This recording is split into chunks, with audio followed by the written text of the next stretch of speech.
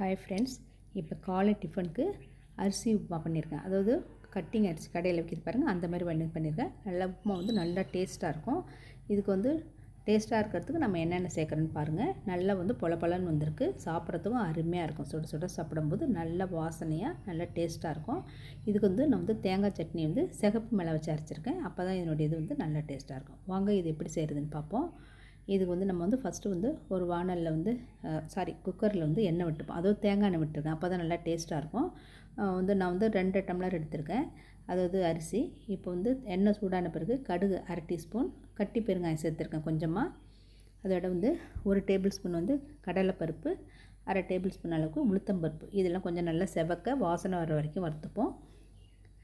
இதோட நான் வெங்காயம் நல்ல 2 வெங்காயம் கொஞ்சம் பெருசு பெருசாகவே கட் பண்ணி வச்சுருக்கேன். 3 பச்சை மிளகாய், கருவேப்பிலை, கொஞ்சமாக இஞ்சி இதெல்லாம் கட் பண்ணிவிட்டு இந்த வெங்காயத்தை இதெல்லாம் நல்லா கொஞ்சம் செவந்த பிறகு வெங்காயத்தை இதோட சேர்த்துட்டு நல்லா வதக்கிப்போம். வெங்காயத்தோட கலர் மாறக்கூடாது. இதில் இந்த இஞ்சி பச்சை மிளகாய் எல்லாத்தையும் சேர்த்து நம்ம வதக்கிக்கலாம். வெங்காயம் கலர் மாறாமல் இருக்கணும், இல்லைனா உப்புமாவோட கலர் மாறிடும். இப்போ இதெல்லாம் நல்லா வதக்கிப்போம். அரிசி கட்டிங் அரிசி கடையில் வாங்கி இது சின்ன டம்ளரை நான் 2 டம்ளர் எடுத்திருக்கேன். ஒன்றுக்கு 1 டம்ளருக்கு 2 டம்ளர் தண்ணி விட்டுருக்கேன். இப்போ கருவேப்பிலை சேர்த்து வதக்கிட்டு இந்த டம்ளரால் தான் நான் அரிசி எடுத்திருக்கேன். 2 டம்ளரு. 1 டம்ளர் அரிசிக்கு 2 டம்ளர் தண்ணி. நான் மொத்தத்தில் 6 டம்ளர் தண்ணி விட்டுருக்கேன். உங்களுக்கு தண்ணி கொஞ்சம் கூட வேணும்னா நீங்கள் கொஞ்சம் இன்னொரு 1/2 டம்ளரோடு விட்டுக்கலாம். இதை நல்லா கழுவிட்டு தண்ணி ஊற்றி எடுத்து வச்சுருக்கேன். நல்லா நான் 2-3 தடவை நல்லா கழுவிடுங்க.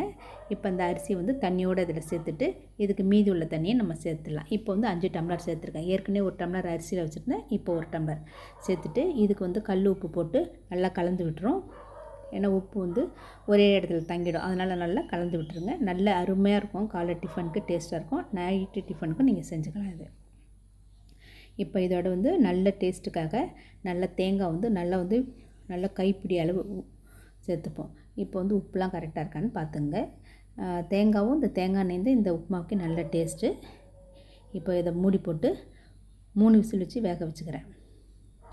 இப்போ இதுக்கு நம்ம தேங்காய் சட்னி தான் அரைக்க போகிறேன்.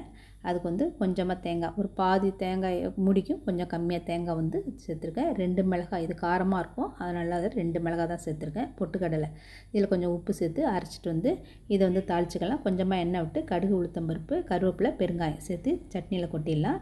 இப்போ குக்கரை ஓப்பன் பண்ணி பார்ப்போம். பாருங்கள், உப்புமா ரெடி ஆகிடுச்சு. நல்லா பொல பொலன்னு வந்திருக்கு.